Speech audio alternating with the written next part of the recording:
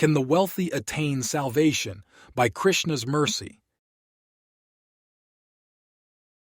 Bali bali balasali dali sakha कीन्ह कपिराज, Tulsi Ram kripalu ko birad garib nivaj.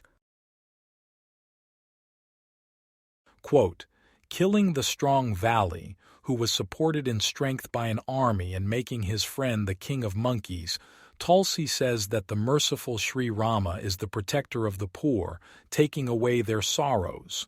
Dohavali, 158. You hear this issue debated from time to time. People have their specific verses they reference. These are from the revered works of choice. I am usually not swayed by single verse references. There is always context to consider. You have to think about what comes before and what comes after. The time, the circumstance, the characters, the juxtaposition, etc. The issue of which I speak is the fate of the wealthy, the ones who have it all. They should not have a care in the world, but we know how the reality manifests. The idea is that they are not lacking anything. The wealthy are those who can maintain themselves without issue. Some of their pressing problems are over which kind of marble to use in constructing their recreation room, in one estate out of the many that they own, and on which island to throw their next lavish party. Can such a person reach heaven? Will they achieve perfection in life? There is the often quoted comparison to the needle and threading its eye with an elephant. From a teaching perspective, I can see why this angle of vision is appealing. The poor outnumber the rich by a lot. There are far fewer venture capitalists than there are people working at the places which require funding. But what is the actual truth of the matter? What is the opinion of the Vedas? Is there any distinction to be drawn? I know that consciousness is everything. There is that yam yam vapi verse from Bhagavad-gita. We learn that one of the destinations for the unsuccessful yogi is birth in a home that is blessed by Shri, who is fortune. At the same time, in the earthly travels of the original one, from whom everything has come, there is so much assistance given to the distressed, to the poor, to the ones who have nothing. The Brahmana class, in its ideal implementation, begs for a living. We know that they are so dear to Vishnu, who... In Srimad Bhagavatam, in the section informally referred to as Dohavali, Shri Krishna makes a reference to wealth. This is in the specific case of a miser. Their wealth ends up tormenting them. It causes a hellish situation in the present life, and it dooms them to a hellish existence in the next life. Prayanarthah kadaryanam, na sukhaya kadachan, iha chatmopatapaya, mritasya narkaya cha. Quote, generally, the wealth of misers never allows them any happiness. In this life it causes their self-torment, and when they die it sends them to hell.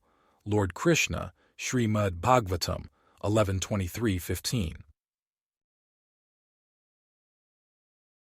From the teachings of Goswami Tulsidas, we find repeated reference to the concept of garib nivaz.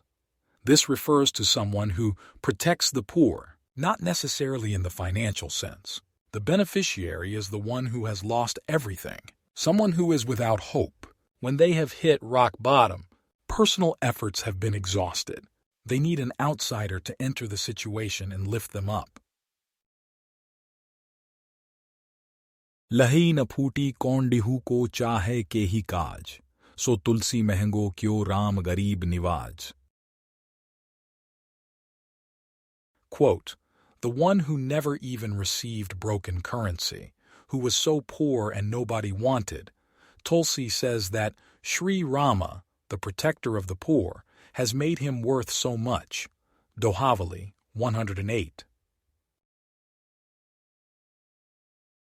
Tulsidas applies the Garib Nivaz characterization to himself, in how he previously had nothing but then suddenly everything changed for him. This was due to the grace of the Supreme Lord, Shri Rama. This must mean that Rama is the protector of the poor. Another reference is to the Vanar leader named Sugriv. At the time of meeting Rama, in person, Sugriv had nothing. He was living in exile. He had been kicked out of his kingdom due to the threat of force.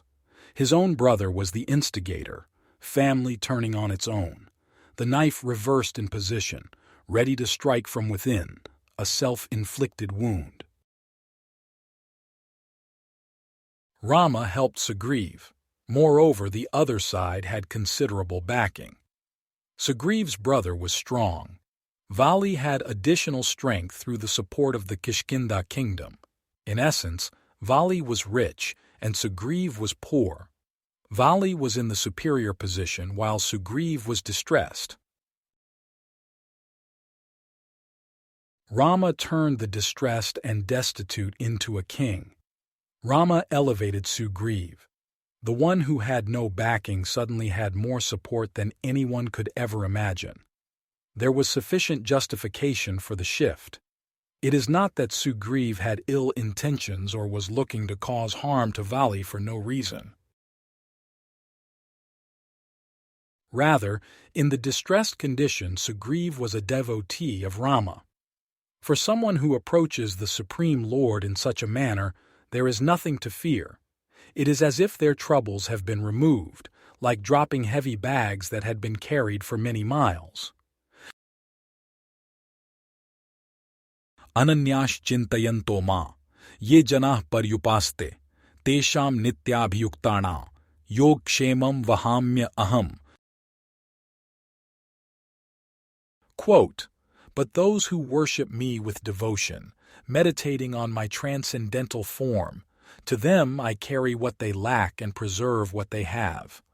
Lord Krishna, Bhagavad-gita 9:22. The Supreme Lord carries what a person lacks and preserves what they have. The key distinction is devotion, allegiance to the highest dharma, which is love and affection for Shri Rama. In this regard, a person can have everything but still be without hope. Another person may not have a penny to their name, but everything will work out in due course. The determining factor is the allegiance, in having the greatest benefactor in your corner. In closing, by brother tossed aside, but now Rama by his side, Sugriv the mountain to ascend, though incapable to defend. But single arrow through, stature as leader grew, always carrying what they lack, Supreme Lord having their back.